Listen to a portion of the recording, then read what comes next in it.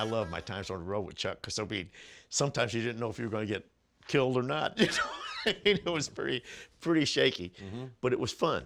I mean, Right. after the fact, Interesting. yeah, it's like being when you're in the service. You hate the service when you're in it. When you get out, you think, remember all the good stuff that happened in the service. Just from being around Chuck and everything, I think that he had, he learned his lesson when he was younger, not to trust anybody.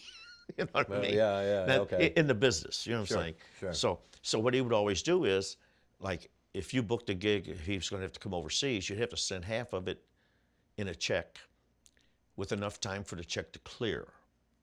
And he'd have his money, half of it there, okay?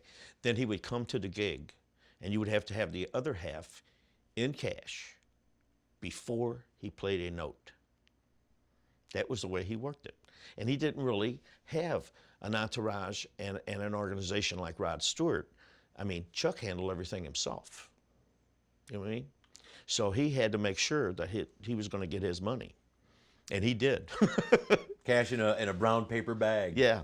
Oh, yeah. So, and because of that, some gigs would get real interesting. Like we played this place, I forget, it was like sort of like a venue that you would compare to the Fox Theater. Maybe not as beautiful, but about that size. Okay. It was called Greens, and it was in Glasgow, Scotland. And I'll never forget it because the guy comes up and he's got this money and he gives it to Chuck. And he says, here's your money, Chuck. He said, we're ready to go on the show, you know. So Chuck, he looks at the money and he says, shakes his head and he says, I ain't taking this Monopoly money, man. He said, what do you mean? He said, well, this ain't American currency. And the guy says, well, it's Scottish money. I mean, it's cash, it's money. No, it's got to be American money, man. And he didn't go on. So there was a whole bunch of kids that wanted him, and they're all, chanting, Chuck, we want Chuck, you know. So it was about 3 or 4 hours late for that show getting on. And by the time the guy was able to get that much money together and give it to Chuck, they tore that place up, man. Oh, Lord. Yeah, so, but we went on, did the show anyway, and then, But there was several gigs that were always interesting as well because of the promoters not paying attention to the contracts. Chuck always had a rider in his contract. You have to have a dual show and reverb amp supplied to me. Otherwise, it's 500 more a show, 1,000 more a show, whatever he put in there on his rider. Right. Okay.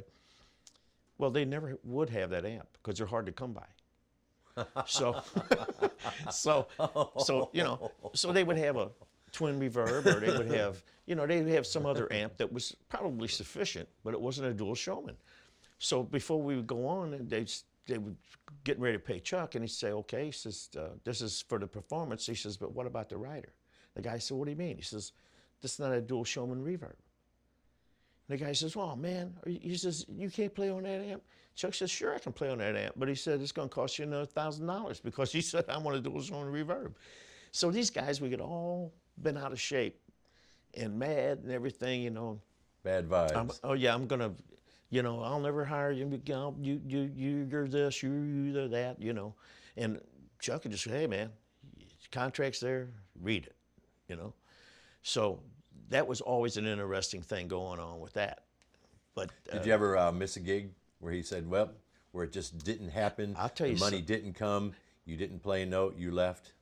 I'll tell you something that happened, and because people are always putting Chuck down, saying how difficult he is. Well, he's not difficult. He's just cross the T's, dot the I's. That's Chuck. But we did a gig in Oklahoma City, and so we flew in, and we get down to the gig, and this guy's got a funny look on his face. We're coming in to do the sound check, And he walks up to Chuck, and he says exactly how he did it. Walks up to him, he says, Mr. Berry, he said, I've been a fan of yours since I was a boy. And he said, and I know you've come a long way to do a job here. We didn't properly promote this show. We've only sold 400 tickets. He said, this place, holds, I don't know, was 6,000 or 7,000. He said, I don't want anybody of your stature to have to come in here and play to 400 people, blah, blah, blah, whatever it was. Here's your money. Now, that's the way the guy handled with Chuck, okay? Mm-hmm. Chuck goes, I appreciate it. Here's your money back. and then we left. Wow. And we didn't play that gig. But I mean, if you treat somebody right, they'll probably treat you right.